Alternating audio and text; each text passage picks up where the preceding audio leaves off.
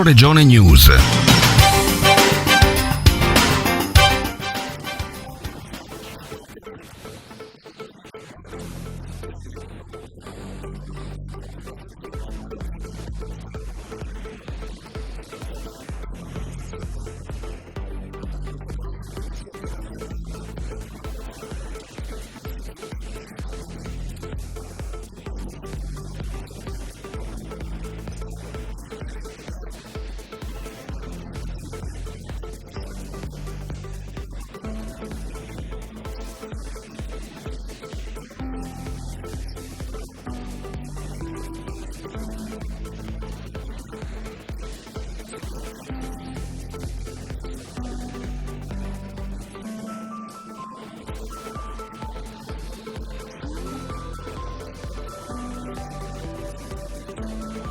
Bando Restauro è un bando al quale la Fondazione è particolarmente affezionata, perché proprio questo è il sentimento corretto che mi sento di esprimere nei confronti di questa iniziativa, anche perché il bando Restauro lo abbiamo sempre considerato un'attività molto rivolta al futuro piuttosto che al passato.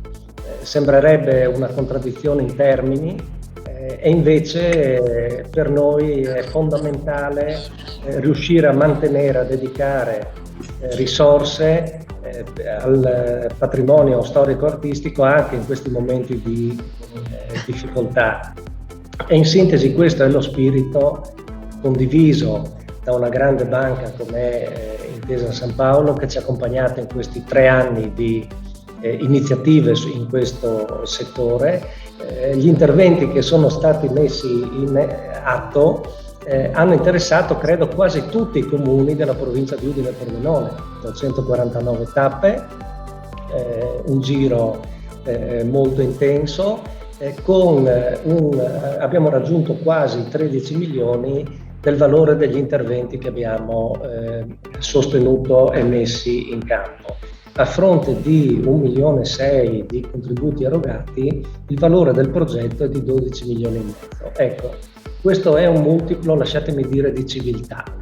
È un multiplo sul quale la Regione ha lavorato non bene, benissimo con l'Arbonus regionale, perché viene incontro a una sensibilità che vorremmo, Assessore, che crescesse ancora, soprattutto a livello di aziende e a livello di privati, però poter esemplificare con dei numeri e con degli interventi fatti il moltiplicatore che esiste fra un contributo che le istituzioni mettono a disposizione e quello che poi il territorio raccoglie è un multiplo di queste dimensioni. Io credo che sia un grandissimo segnale di civiltà del Friuli. Insostituibile è l'affiancamento della Regione in tutti gli interventi che sono stati fatti. In riferimento alla Regione, da quest'anno è stato messo a disposizione delle fondazioni anche l'Arbonus, e questa è un'ulteriore leva di risorse che possono essere riversate sui nostri territori e a disposizione di questo segmento così importante.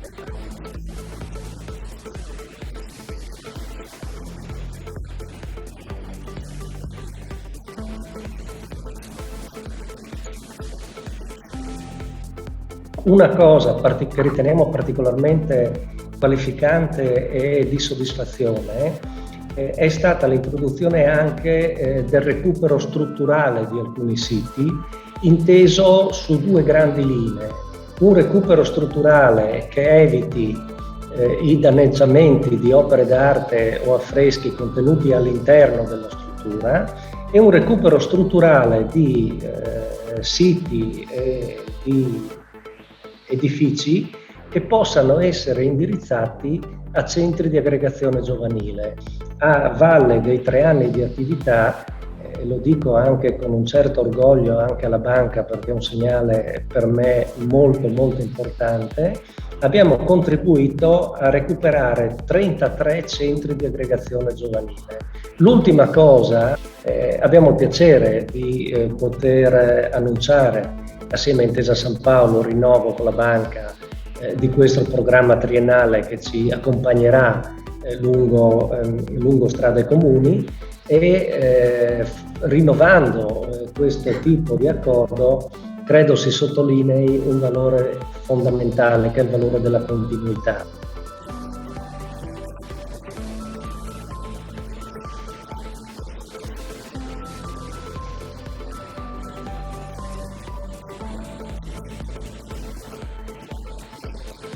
Con il vostro aiuto si può dare un significativo sostegno al mantenimento del patrimonio culturale regionale e quindi assicurarne la durata nel tempo.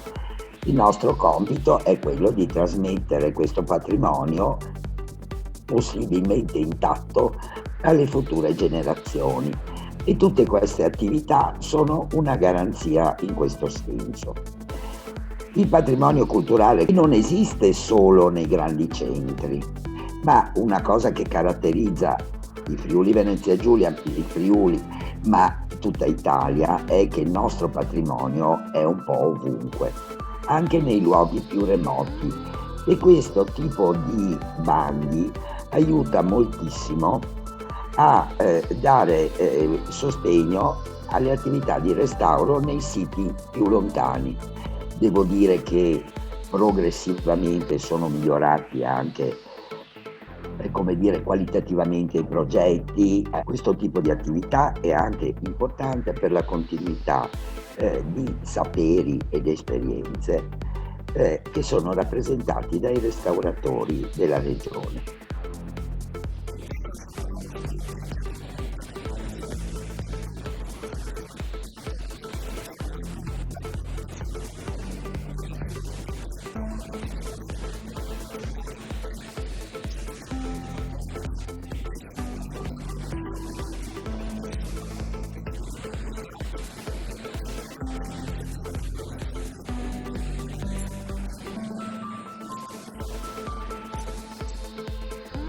Noi vogliamo mettere a sistema le energie per poter essere più efficaci sul territorio. Che una banca come la nostra che si interessa anche di impatto sociale, perché vogliamo essere non soltanto motore di crescita economico, ma anche motore di crescita sociale, culturale, sostenibile, inclusivo. E quindi tantissime nostre attività, come questa peraltro, si integrano proprio in questi campi specifici. Noi abbiamo dal 1990 un programma che si chiama Restituzioni, sostanzialmente ci preoccupiamo di restaurare dei beni pubblici o privati e poi li restituiamo per la pubblica fruizione, e ne abbiamo fatti tantissimi. Un'altra cosa della quale, tornando sempre sulla cultura, vado particolarmente orgoglioso. Voi sapete che noi abbiamo 4 musei in realtà. In Italia uno di questi è a Milano, in Piazza della Scala, e in questo momento sta ospitando una mostra che sono i 250 anni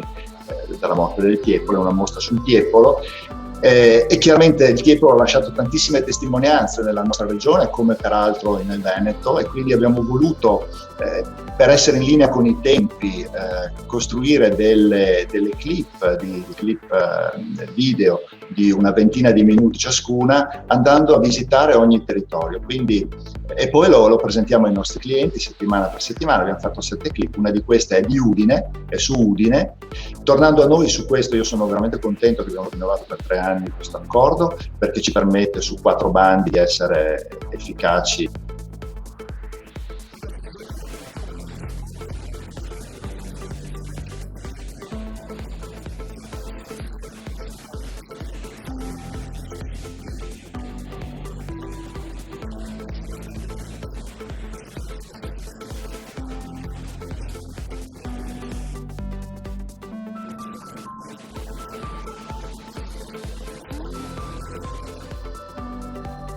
La cultura vale punti di PIL. Vale punti di PIL perché dà lavoro, abbiamo molto lavoro anche nella nostra regione, e perché continua ad essere il principale elemento di attrattività turistica in tutto il mondo. L'accordo tra le istituzioni è un fattore essenziale soprattutto in questi momenti. E in questo momento noi dobbiamo concentrarci assolutamente sul preservare il bene, ma anche sulla ricaduta economica che deve esserci sul territorio. Allora, il ragionamento che ho fatto con i miei collaboratori per quanto riguarda l'art bonus è molto semplice.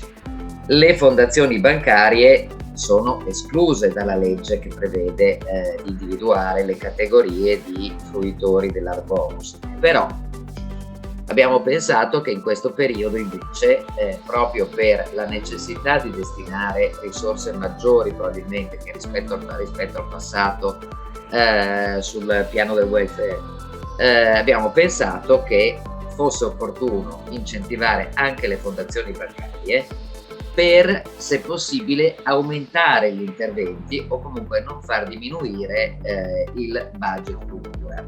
I nostri restauratori sono dei restauratori bravi. A questo proposito mi fa anche piacere dirvi che finalmente siamo alla soglia della riapertura della scuola di restauro.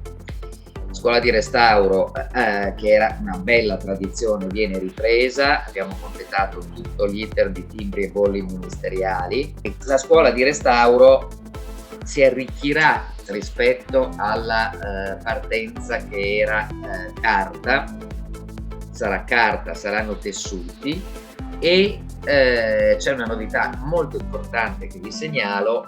Nasce dall'accordo tra due sindaci, quello di Aquileia e quello di Spilimbergo, perché noi ci trovavamo nella situazione un po' assurda per la quale abbiamo la più importante scuola di mosaico del mondo, oserei dire a Spilimbergo, però a restaurare i mosaici di Aquileia vengono regolarmente dei validissimi artigiani ravennati. Colmeremo questa lacuna facendo un accordo. Voi sapete che la scuola di restauro sarà comunque una scuola, una facoltà universitaria in accordo con l'Università di Udine e di Trieste. Faremo in modo che ci sia anche la sezione aggiuntiva del mosaico. Ciò detto, credo che da questo bando avremo come sempre delle belle sorprese, delle belle situazioni. Euroregione News.